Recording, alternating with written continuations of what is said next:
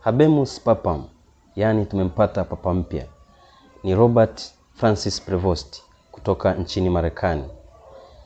Robert Francis Prevost alikuwa ni askofu wa jimbo la Chiclayo huko nchini Peru kabla ya kuteuliwa kuwa kardinali. Lakini kabla ya uteuzi wake kama askofu, aliwahi kuwa mkuu wa shirika la Agustiniani, yani OSA, duniani kote tangu mwaka 2011 hadi mwaka 2013. Baada ya miaka miwili aliteuliwa kuwa askofu na Papa Francis aliyekuwa papa wakati huo. Alihudumu kama askofu mkuu huko Chiclayo nchini Peru kuanzia mwaka 2015 hadi mwaka 2023 alipoteuliwa kuwa kardinali na kupewa kitengo cha dikasteria ya maaskofu duniani.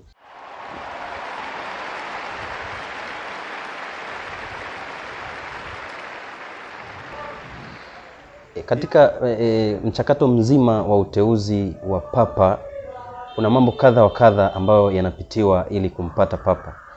Lakini kabla ya hapo, baada ya mazishi ya aliyekuwa papa wa zamani Papa Francis, makardinali walikutana kukaa kikao ili kupanga jinsi ya kumpata papa, na baadaye ndipo wakaingia katika mkutano maalum unaoitwa conclave, ambao ni mkutano unaofanyika wa siri wa kumchagua papa mpya. Manake wanajifungia ndani katika mchakato mzima wa kumpata papa. Wakiwa katika conclave wanapiga kura. Conclave ni kikao maalum cha siri kinachofanywa na makardinali wa kanisa Katoliki kwa ajili ya kumpata papa mpya. Neno conclave linatokana na Kilatini cum clave, ikimaanisha chumba kinachofungwa kwa funguo, kuonesha kwamba mkutano huo ufanyika kwa siri kubwa. Kuna mambo kadha wa kadha yanayohusu uchaguzi wa papa, na mojawapo ni kuhusu washiriki. Washiriki wanaoshiriki katika mchakato mzima wa uchaguzi wa papa ni makardinali, na ni makardinali wote walio na umri wa chini ya miaka 80. Hufanyika katika chepo ya Sistine ndani ya Vatican. Chepo hii inaitwa Sistine na iko ndani ya nchi ya Vatican. Hakuna ruhusa ya mawasiliano na dunia nje. Simu, internet, redio na televisheni haziruhusiwi. Hii inalenga kulinda ushawishi wa nje wa uamuzi. Katika kupiga kura, kupiga kwa siri, na lazima papa achaguliwe kwa angalau kura ambazo zapata 2/3 ya kura zote zilizopigwa. Lakini na kama haijatokea yeyote alipata 2/3 ya kura zote, basi moshi mweusi utatoka kuashiria kwamba bado papa hajapatikana, na baadaye wataanza mchakato upya tena mpaka hapo atakapotokea kardinali aliyepata kura 2/3 ya kura zote. Unapoona moshi mweusi unafahamu ni kiashiria ya kwamba bado papa hajapatikana. Hakuna kardinali yoyote aliyepata kura 2/3 ya kura zote. Hivyo mchakato huahirishwa na kuanza upya tena mpaka hapa atakapopatikana kardinali ambaye amepata kura 2/3 ya kura zote. Wakati hakuna aliyechaguliwa, hutolewa moshi mweusi kutoka kwenye bomba la chimney. Papa akichaguliwa hutoka moshi mweupe, lakini asipochaguliwa unatoka moshi mweusi. Nitakwenda kukuelezea kwa ufupi inakuwaje mpaka moshi mweusi unatoka na inakuwaje mpaka moshi mweupe unatoka. Unapoona moshi mweusi unatoka haimaanishi kwamba ni muujiza umetokea, hapana. Au unapoona moshi mweupe ni muujiza, hapana, si muujiza, bali zipo kemikali maalum zinazotumika kutengeneza moshi mweusi na moshi mweupe. Baada ya kupiga kura na asipopatikana kardinali aliyepata 2/3 ya kura zote, basi kura kupelekwa katika sehemu maalum na kuchomwa na kuweka kemikali maalum itakayozalisha moshi mweusi ndipo unawashwa moto, moshi unatoka juu mweusi kuashiria kwamba bado papa mpya hajapatikana. Lakini anapopatikana kardinali aliyepata kura 2 ya 3 ya kura zote, basi kura zote huchomwa na ipo kemikali maalum inayozalisha moshi mweupe, inawashwa moto, hivyo moshi mweupe unaonekana kuashiria kwamba papa mpya amepatikana. Baada ya papa mpya kupatikana, huchagua jina, mbali na jina lake la kuzaliwa, huchagua jina ambalo anataka aitwe la papa ambaye ameshapita, anafuata nyayo zake kama alivyofanya Papa Francis. Papa Francis yeye ni mtu wa kwanza kuchukua jina la Mtakatifu Francisco wa Asizi. Aliamua kuchukua jina la Mtakatifu Francisco wa Asizi ili kufuata nyayo za Mtakatifu Francisco wa Asizi, kuishi umaskini, kutunza mazingira, kuishi na watu kwa karibu zaidi, na pia maisha ya kuishi na watu wote bila kujali cheo. Kama tunavyoweza kuona, Papa Francis ni miongoni mwa mapapa ambao wameishi maisha ya kipekee sana, maisha ya chini, maisha ya unyenyekevu. Hivyo alifuata nyayo za Mtakatifu Francisco wa Asizi. Aliamua kuchukua jina hilo ili afuate nyayo za Mtakatifu Francisco wa Asizi. Papa mpya ambaye ni Kardinali Robert Francis Prevost amechukua jina la Papa Leo wa 14.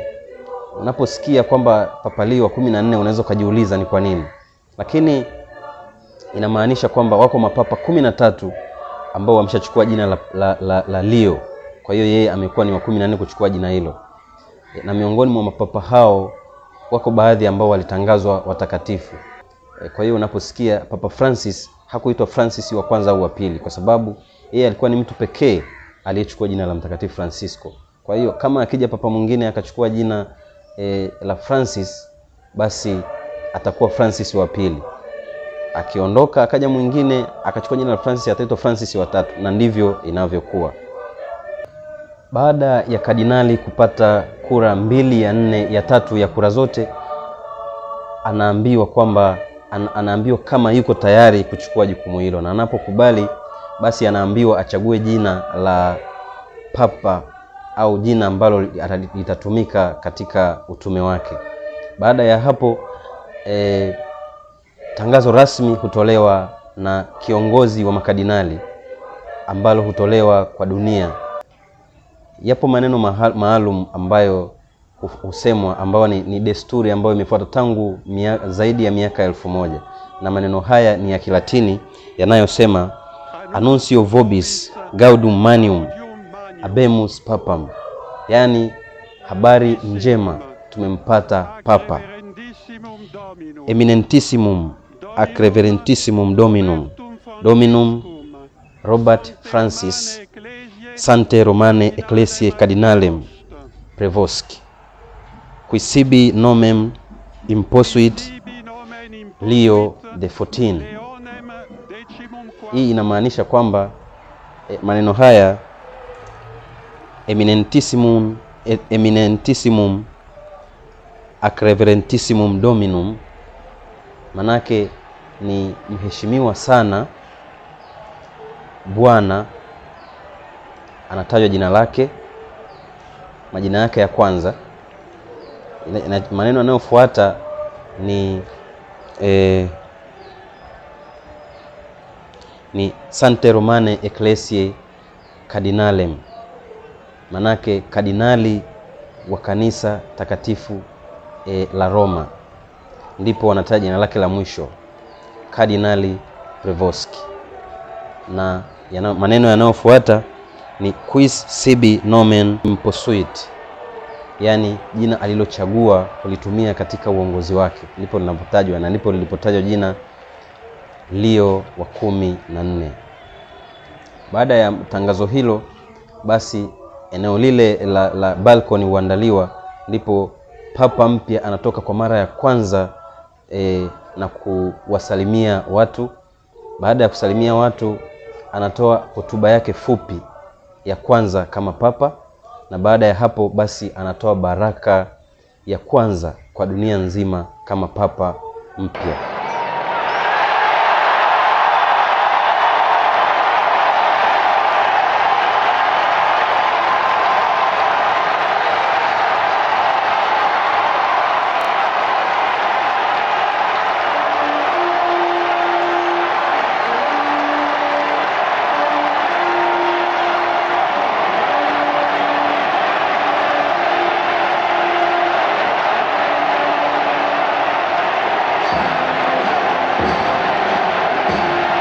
Amani iwe nanyi nyote. Tutti voi.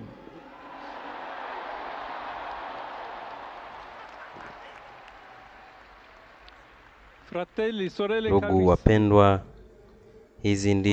haya ndiyo maneno ya kwanza yaliyosemwa na Kristo mfufuka, mchungaji mwema aliyeutoa uhai wake kwa ajili ya kundi la Mungu. Entrasse nel vostro cuore, raggiungesse le vostre famiglie, a tutte le persone. Ningependa salamu hii ya imani ipenye mioyo yenu, familia zenu, katika kati ya watu wote, pote walipo katika kila taifa na kote ulimwenguni. Amani iwe nanyi.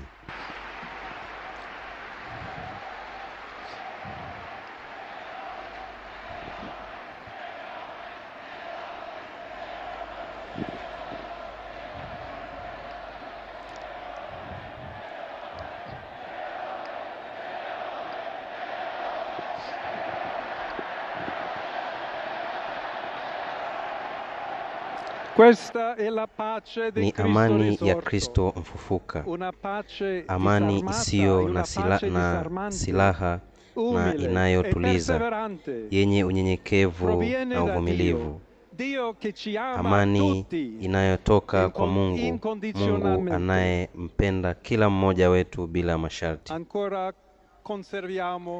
Bado tunaweza kusikia sauti ya Papa Francisco ya upole lakini yenye ujasiri aliyobariki Roma, Papa aliyebariki Roma.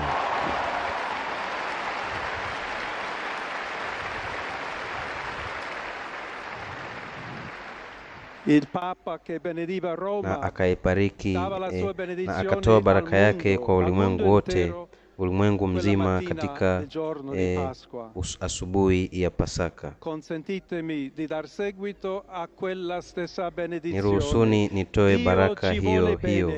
Mungu anatupenda, Mungu anapenda nyote, na uovu hautashinda. Sote tuko miongoni mwa Mungu. Hivyo basi na tusonge mbele bila hofu, pamoja, mkono kwa mkono na Mungu na sisi kwa sisi. Con Dio e tra di noi andiamo avanti. Siamo discepoli di Cristo. Sisi ni wafuasi wa Kristo. Kristo yuko mbele yetu. Ulimwengu unahitaji mwanga wake. Ubinadamu unahitaji kama daraja linalotupeleka kwa Mungu na upendo wake.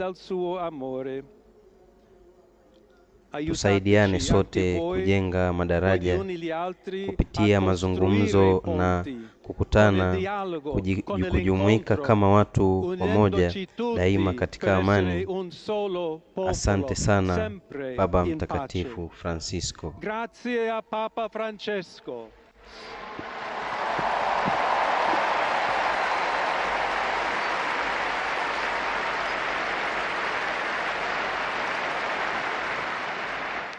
Voglio ringraziare anche tutti confratelli cardinali. Nawashukuru pia makardinali wenzangu walionichagua kuwa mrithi wa Mtume Petro na kutembea pamoja nami kama kanisa lililoungana likilenga amani na haki, na likijitahidi kuwa wanaume na wanawake waaminifu kwa Kristo ili kulitangaza Injili bila hofu kwa wamisionari. Per proclamare il Vangelo, per essere missionari.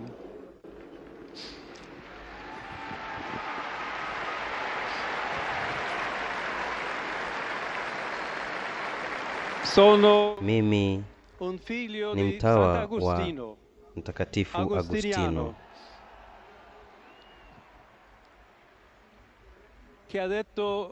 mwana mwaminifu wa Mtakatifu Agustino, ambaye aliwahi kusema, pamoja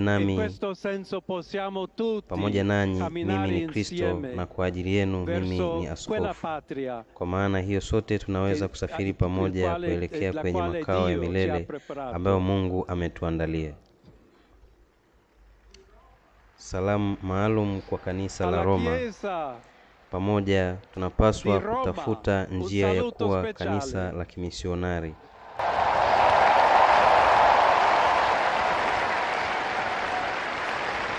kanisa linalojenga madaraja na kuhimiza mazungumzo, kanisa lililo wazi daima kwa mapokezi, kama vile uwanja huu wenye mikono wazi kwa wote wanaohitaji upendo wetu.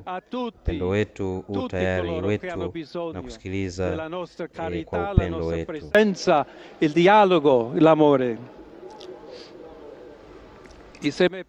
Iwapo mtaniruhusu neno moja pia kwa wote, na hasa kwa jimbo langu nilipendalo la Chiclayo nchini Peru. In modo particular a mi querida diócesis de Chiclayo en el Perú, ambapo watu waaminifu wameambatana na askofu wao, wakashiriki imani yao na wakatoa mengi sana ili kuendelea kuwa kanisa aminifu la Yesu Kristo. Kwenu nyote ndugu wapendwa walioko Roma, Italia na ulimwengu wote, tunataka kuwa kanisa la sinodi, kanisa linalosonga mbele, kanisa linalotafuta amani daima, linalotafuta upendo daima, na lililo karibu zaidi hasa na wale wanaoteseka.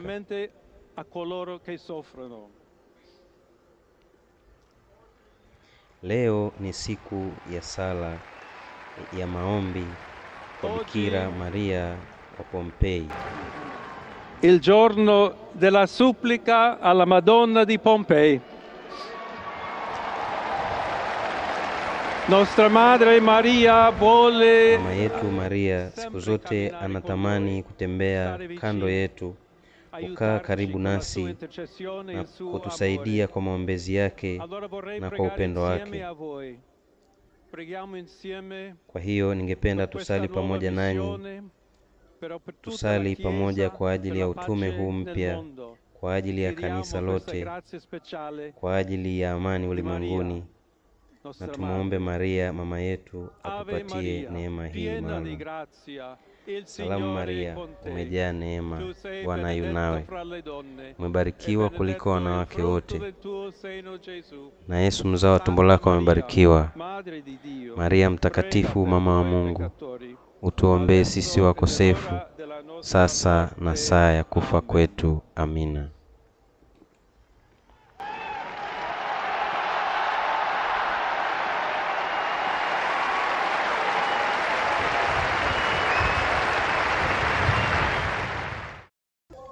Mchakato mzima wa kumchagua papa mpya huanza mara tu baada ya papa wa zamani kujiuzulu au kufariki dunia. Mfano wa kujiuzulu hutokea wakati Papa Benedikti wa 16 alivyojiuzulu. Hapo ndipo mchakato mzima wa kumchagua papa mwingine ulianza. Lakini hivi karibuni tumeshuhudia kwamba kifo cha Papa Francis kilitokea, na baada ya kifo hicho ndipo mchakato mzima wa uchaguzi wa papa mpya ulipoanza. Uchaguzi wa papa mpya unaanza kama ifuatavyo. Mchakato wa papa mpya huanza rasmi pale papa anapofariki au kujiuzulu. Kifo cha papa hutangazwa rasmi na Kamelengo. Lakini kabla ya kifo hichi kutangazwa rasmi kwa dunia, ofisi maalum ya Kamelengo inayoongozwa na kardinali ambaye kwa wakati huo anaitwa Kamelengo huthibitisha kifo hicho kwa kuingia katika chumba alicholala hayati Baba Mtakatifu na kumuita majina yake ya kuzaliwa mara 3. Anapomuita mara 3 na asipoitika au asipojigusa, basi inathibitika rasmi kwamba papa huyo amefariki. Ndipo hatua inayofuata basi anatangaza rasmi kwa dunia kwamba papa amefariki. Wakati huu unaitwa ni msimu unaoitwa sede vacante. Hii ni lugha ya Kilatini ikimaanisha kwamba kiti cha papa kiko wazi, au kwa Kiingereza tunaweza tukaita vacant. Baada ya kifo au kujiuzulu kwa papa, kanisa linaingia katika kipindi kinachoitwa sede vacante. Kipindi hiki hudumu hadi anapochaguliwa papa mpya katika kipindi hiki basi majukumu ya kiutawala ya papa hufanywa na ofisi ya Kamelengo kwa ushirikiano na baadhi ya makardinali waliopo mjini Vatican. Hata hivyo maamuzi makubwa ya kidini au mabadiliko ya sera hayaruhusiwi kufanyika hadi papa mpya atakapochaguliwa. Linalofuata baada ya hapo ni maandalizi ya conclave. Kama nilivyokuambia, conclave maana yake ni chumba cha siri au mkutano unaofanyika katika chumba cha siri. Neno conclave limetokana na maneno ya Kilatini cum clave, yani chumba kilichofungwa kwa funguo. Maana yake mkutano huu ufanyika kwa siri kubwa. Mchakato huu mzima wa conclave huanza kwa maandalizi makubwa, ikiwa ni pamoja na kuwaita makardinali wote walio chini ya miaka 80 kuja mjini Vatican kushiriki katika uchaguzi. Idadi ya makardinali wanaoruhusiwa kupiga kura haipaswi kuzidi 120.